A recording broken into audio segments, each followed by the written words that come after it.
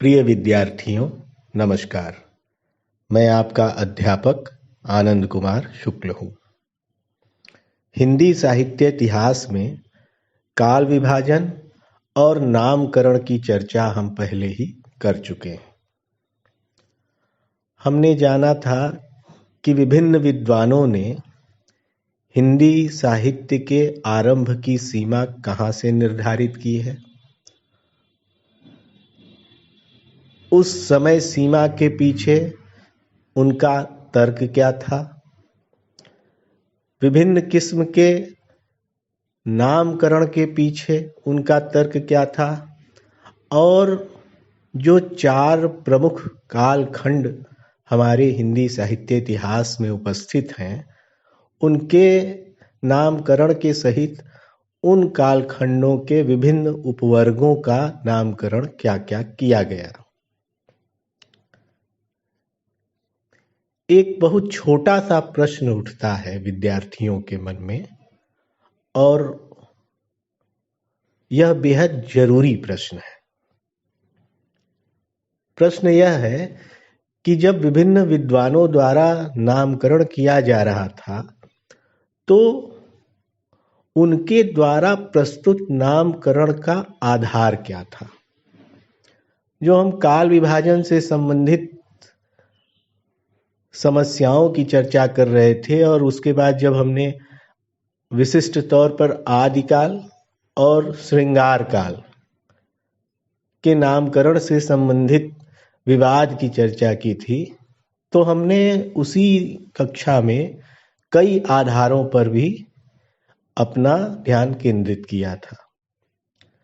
लेकिन चूंकि उस कक्षा की विषय वस्तु अलग थी, तो संभव है कि आप यह समझ न पाए हों कि जब विभिन्न विद्वान हिंदी साहित्य इतिहास में काल विभाजन की रूपरेखा प्रस्तुत करते हुए विभिन्न नामकरण करते हैं, तो उन नामकरणों के पीछे का आधार क्या होता है। तो इस कक्षा में हम उन्हीं आधारों की चर्चा करेंगे। वे विशिष्ट आधार कौन कौन से हैं जो नामकरण के स्वरूप को चिन्हित करते हैं। जैसे अध्ययन की सुविधा की दृष्टि से हम वर्गीकरण का सहारा लेते हैं, या संपूर्ण विषय वस्तु को खांचों में बांटते हैं। यह खांचों में बांटना दरअसल अध्ययन की सुविधा के लिए होता है। तो उसी उपाय का उपयोग करते हुए हम नामकरण के विभिन्न आधारों को भी चार प्रमुख वर्गों में बांटते हैं।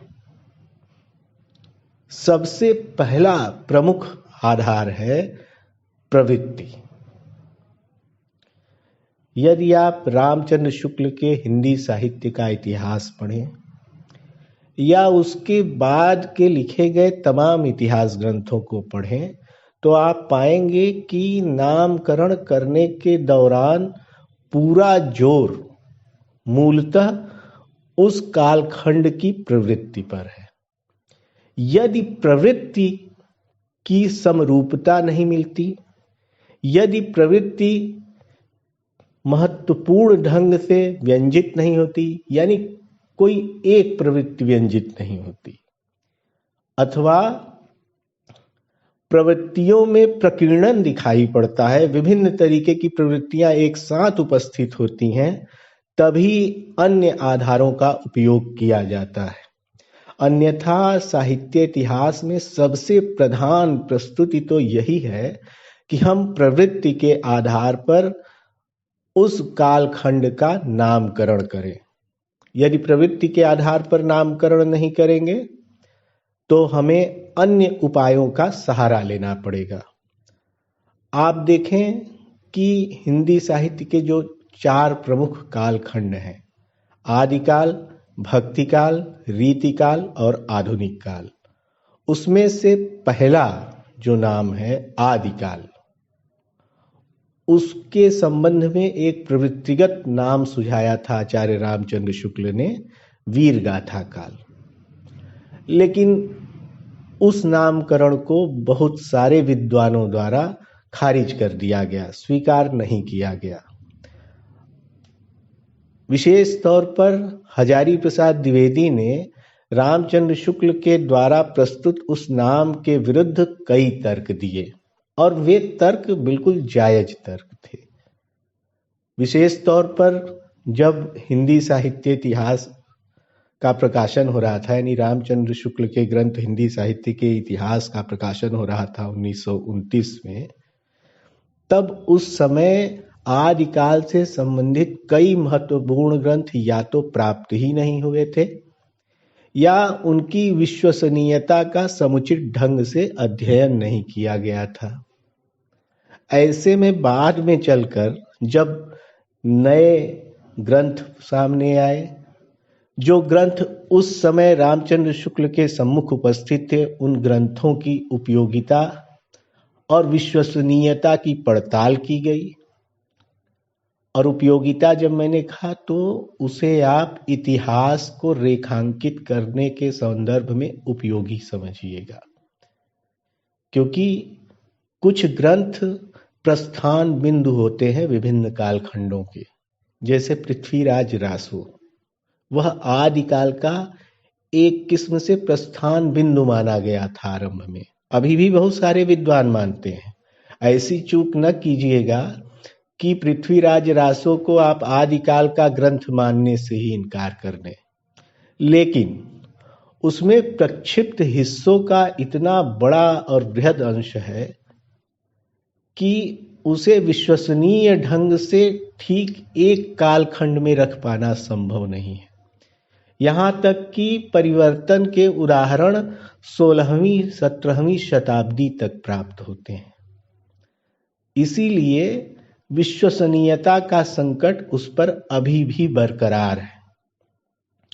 कई विद्वानों ने कोशिश किया, उसकी चर्चा हम बाद में कभी करेंगे, कि पृथ्वीराज रासो से प्रक्षिप्त हिस्से को अलग कर दिया जाए और जो शेष हिस्सा बचे, परिशुद्ध हिस्सा, जिसे मान लिया जाए कि यह मूल हिस्सा है, उसका प्रकाशन हो। लेकिन उस पर भी विद्वानों में एक मत नहीं हो सके विद्वान, और इस कारण से उस ग्रंथ को फिलहाल संदेहास्पद ग्रंथ की ही कोटि में रखा जाता है। तो पहला जो आधार है नामकरण का और सबसे प्रमुख आधार है, वह है प्रवृत्ति का आधार। प्रवृत्ति के आधार पर नामकरण किया जाता है। जैसे भक्ति काल, रीतिकाल, रीतिकाल का एक अन्य नाम श्रृंगार काल, वह भी प्रवृत्ति के ही नाम पर है। आधुनिक काल, छायावाद, प्रगतिवाद, प्रयोगवाद, हालांकि प्रयोगवाद के संबंध में अलग अलग विचार हैं। प्रयोगवादी कहे जाने वाले कवियों ने स्वयं को प्रयोगवादी कहे जाने का विरोध किया था, लेकिन फिर भी वह नाम प्रवृत्ति के आधार पर ही है। तो पहला प्रमुख आधार है प्रवृत्ति। दूसरा आधार है विकास का क्रम, जैसे आदिकाल, जैसे मध्यकाल और आधुनिक काल। अब मैंने, अगर आप ध्यान दें तो मैंने अभी कहा आधुनिक काल प्रवृत्ति के आधार पर, और फिर मैं कह रहा हूं विकास का जो संदर्भ है, कालक्रम के विकास का संदर्भ है, उसमें भी आधुनिक काल जो नामकरण है वह अपनी अर्थवत्ता प्रकट करता है। यह जो आधुनिक शब्द है, मॉडर्न, दरअसल यह शब्द जितना कालखंड के लिए प्रस्तुत किया जाता है, समीचीन के लिए, कंटेम्परेरी के लिए, एक निश्चित कालखंड के बाद के काल के लिए प्रस्तुत किया जाता है, समय सापेक्ष है, ठीक उतना ही आधुनिक शब्द मूल्य सापेक्ष भी है। जैसे यदि कोई आज के दौर में बैठकर मध्ययुगीन बातें करे तो कालक्रम के हिसाब से तो वह आधुनिक काल में जीवित है, आज हमारे सामने बोल रहा है, इस आधुनिक संदर्भ में बोल रहा है, लेकिन उसकी बातें तो रूढ़िवादी हैं, लिहाजा उसकी बातों को आधुनिक नहीं कहेंगे। उसकी बातों को हम मध्ययुगीन ही कहते हैं। इसलिए यह जो आधुनिक नाम है, आधुनिक काल जब हम कहते हैं, तो यह प्रवृत्ति के आधार पर भी संगत सिद्ध होता है और विकास के विभिन्न चरणों के आधार पर भी संगत सिद्ध होता है। तो यह दूसरा आधार है। अब हम आते हैं तीसरे आधार पर। तीसरा आधार है, और इस आधार का उपयोग केवल हिंदी साहित्य में नहीं बल्कि दुनिया भर की तमाम भाषाओं के साहित्य इतिहास को लिखते हुए किया गया है। यह आधार है विभिन्न सामाजिक, राजनीतिक या सांस्कृतिक घटनाओं को आधार बनाते हुए। जैसे राष्ट्रीय धारा के कवि हैं या लेखक हैं। जैसे स्वतंत्रता के पश्चात का काल, स्वातंत्र्योत्तर काल, छायावाद के बाद का काल, छायावादोत्तर काल, स्वच्छंदतावाद। तो ये सभी जो नामकरण हैं, ये नामकरण दरअसल सामाजिक सांस्कृतिक घटनाओं को आधार बनाते हुए ग्रहण किए गए हैं। आप देखेंगे कि 1991 में जब मनमोहन सिंह वित्त मंत्री बने थे, तो उसके बाद उदारीकरण की प्रक्रिया शुरू हुई। दरअसल वह उदारीकरण की प्रक्रिया और पूरे विश्व को एक ग्लोबल ग्राम में तब्दील करने की प्रक्रिया तो पूरे विश्व में शुरू हो चुकी थी, लेकिन भारत के संदर्भ में उस अवधारणा को 1991 में तब अपनाया गया जब मनमोहन सिंह भारत के वित्त मंत्री बने। तो वहां से हम अपने साहित्य को एक नए नाम से उद्बोधित करते हैं, और वह भी एक तरीके का राजनीतिक और आर्थिक घटनाक्रम है। आप ध्यान दीजिए, जो यह विश्व है, यह अभी मैंने कहा कि सामाजिक, राजनीतिक, सांस्कृतिक घटनाओं के आधार बनाते हुए, लेकिन जो महत्वपूर्ण आर्थिक घटनाएं, यानी हमारे आसपास के जीवन से और वृहद जीवन से जुड़ी हुई जो तमाम महत्वपूर्ण घटनाएं हैं। अर्थशास्त्र में एक अवधारणा है कि माइक्रो और मैक्रो। माइक्रो होता है जो छोटे लेवल पर आर्थिक परिस्थितियां संचालित होती हैं, उनको हम माइक्रो कहते हैं। और जो बहुत वृहद स्तर पर आर्थिक गतिविधियां संचालित की जाती हैं, जैसे दो देशों के बीच या एक बृहद देश के भीतर, जैसे भारत एक बहुत बड़ा देश है, तो इस पूरे के पूरे देश के भीतर अगर कोई आर्थिक नियमावली बनती है, कोई नई आर्थिक चेतना आती है, तो उसे हम मैक्रो लेवल के इकोनॉमिक्स में पढ़ेंगे। तो जो मैक्रो लेवल का इकोनॉमिक रिफॉर्म है, उससे भी साहित्य इतिहास में जगह मिलने की गुंजाइश बची हुई है। इसलिए साहित्य के इतिहास को बहुत रूढ़िवादी तरीके से पढ़ने की बजाय हमें जो नए बदलाव आ रहे हैं और जो नए अर्थ संदर्भ प्रकट हो रहे हैं, उनके आलोक में भी नामकरण की चर्चा करनी चाहिए। तो यह कुल 3 मुख्य आधार हो गए। अब चौथा आधार जो है, वह आधार तब बनता है जब न एक विशिष्ट तरीके की प्रवृत्ति आपके सम्मुख हो,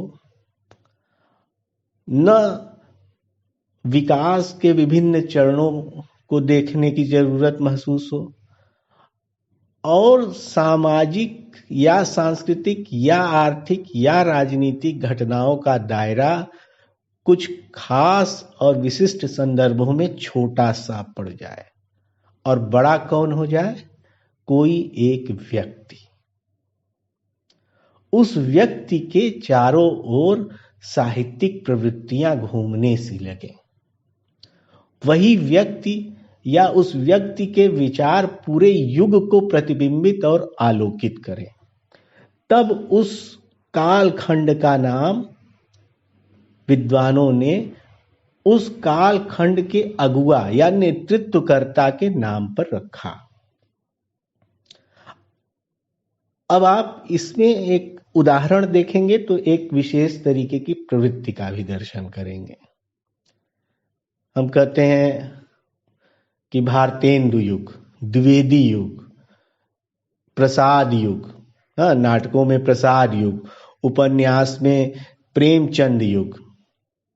तो ये सब जो विशिष्ट व्यक्ति हैं उनके नाम पर कई बार शैली विशेष के अंतर्गत नामकरण किया गया। जैसे प्रेमचंद युग उपन्यास और कहानियों के संदर्भ में है।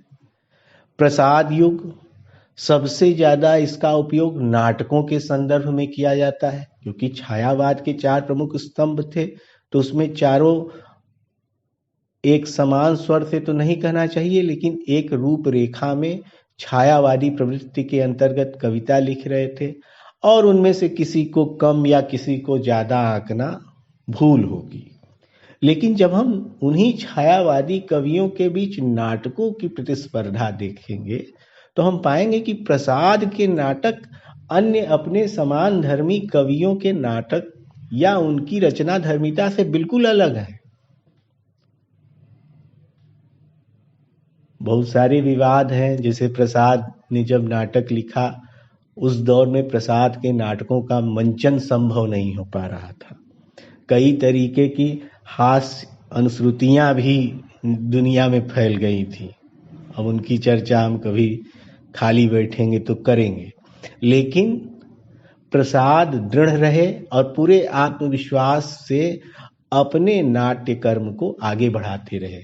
उन्होंने कहा कि अगर मेरे नाटकों का मंचन नहीं हो पा रहा है तो इसमें दोष मेरे नाटकों का नहीं, दोष है कि रंगमंच अभी उतना विकसित नहीं हो सका है कि मेरे नाटकों को उस रंगमंच पर प्रस्तुत किया जा सके। और आज हम जानते हैं कि प्रसाद सही थे।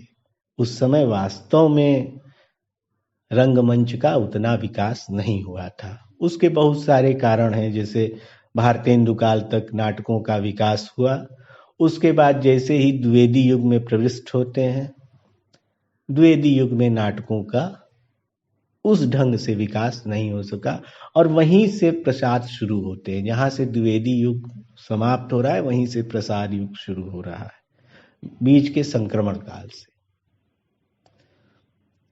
तो इस जो व्यक्तिवादी नामकरण है, भारतेंदु काल, द्विवेदी काल, भारतेंदु युग, द्विवेदी युग, प्रसाद युग, प्रेमचंद युग, इन सब के बीच में आप देखेंगे कि ये वृहद कालखंड का नामकरण नहीं है,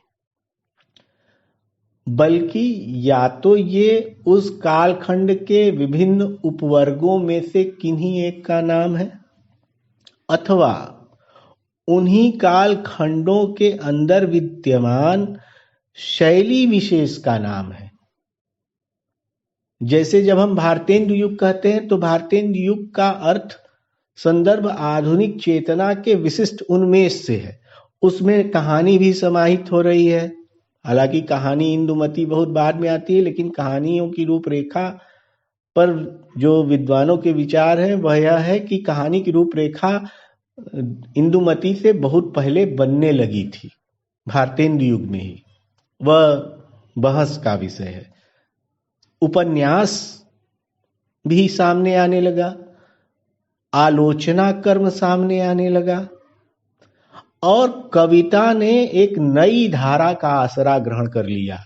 भाषा तो बदली, उसने अपनी प्रवृत्ति को भी परिवर्तित कर लिया। यानी जो श्रृंगारिक कविताएं थी उनसे इतर देशोन्मुख और समाजोन्मुख कविता का रुख हो गया। तो भारतेंदु युग जब हम कहते हैं तो एक पूरे के पूरे कालखंड, मैं तो मानता हूं 1868 से सन 1900, 1885 में भारतेंदु की मृत्यु हुई और उन 15 वर्षों में जो 1885 से 1900 बीच का वर्ष है, उन 15 वर्षों में कोई ऐसी युग चेतना प्रस्फुटित नहीं हुई, कोई ऐसा व्यक्तित्व निर्मित नहीं हुआ जो उस पूरे युग का अकेले संचालन कर सके। इसलिए 1900 तक माना जाना चाहिए, लेकिन 1868 से ही भारतीय युग का आरंभ स्वीकार किया जाना चाहिए। इसकी चर्चा हम कक्षा में कर चुके हैं कि क्यों 1868 से माना जाना चाहिए। बाकी आप अपने विचार रखने के लिए स्वतंत्र हैं। इसी तरीके से द्विवेदी युग में जब हम आते हैं, तो द्विवेदी युग जब हम कहते हैं तो उसमें कविताएं समाहित हैं, उसमें कहानी समाहित है, उसमें उपन्यास समाहित है, उसमें नाटक समाहित है, और जितनी शैलियां हैं साहित्य की, वे सभी शैलियां उस युग के अंतर्गत समाहित है, उस कालखंड के अंतर्गत समाहित है। लेकिन जब हम प्रेमचंद युग कहते हैं तो उसमें कविताएं समाहित नहीं है। ध्यान दीजिएगा, प्रेमचंद तो 1908-9 के आसपास से लिखना शुरू कर देते हैं। शुरुआत में उर्दू में लिखते हैं, बाद में 1516 के आसपास धीरे धीरे वे हिंदी के लेखक बनना शुरू हो जाते हैं और हिंदी में उनकी रचनाएं प्रकाशित होने लगती हैं। लेकिन जब हम प्रेमचंद युग कहेंगे तो उसमें ऐसा नहीं है कि प्रेमचंद के नाम पर कविताओं को भी उसी में टांक दिया जाए, क्योंकि प्रेमचंद छायावाद के समानांतर रचना कर रहे हैं। यह बड़े आश्चर्य का विषय है। आप देखें तो आपको बहुत आश्चर्य होगा कि एक और प्रेमचंद की भाषा है जो गद्य में प्रस्फुटित हो रही है, और दूसरी तरफ छायावादी कवियों की भाषा है, और इन दोनों भाषाओं में सिवाय हिंदी होने के कोई आपसी मेल जोल नहीं है। दोनों बिल्कुल अलग अलग हैं, एक उस छोर की भाषा है, एक दूसरे छोर की भाषा है। तो यह जो व्यक्ति विशेष के नाम के आधार पर नामकरण की चर्चा है, उसमें नामकरण कालखंडों के अंतर्गत या तो विभिन्न उपवर्गों का होता है अथवा उन उपवर्गों में विद्यमान किसी विशिष्ट शैली का होता है। जैसे हम नाटकों में प्रसाद युग कहें तो वह नाटकों के संदर्भ में तो सही होगा, लेकिन वह कहानियों के संदर्भ में सही नहीं होने लगा, वह उपन्यास के संदर्भ में सही नहीं होगा। तो इस तरीके से जो व्यक्ति विशिष्टता है वह शैली और उपवर्गीय नामकरण के लिए ज्यादा प्रभावी रही या ज्यादा उपयोग में लाई गई। तो ये 4 प्रमुख आधार हैं विभिन्न युगों और उनके विभिन्न उपवर्गों के नामकरण के।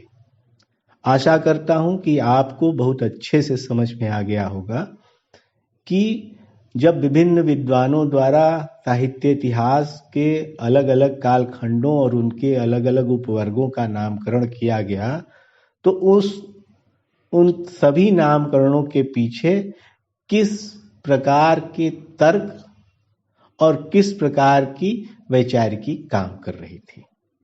इस कक्षा में इतना ही। धन्यवाद।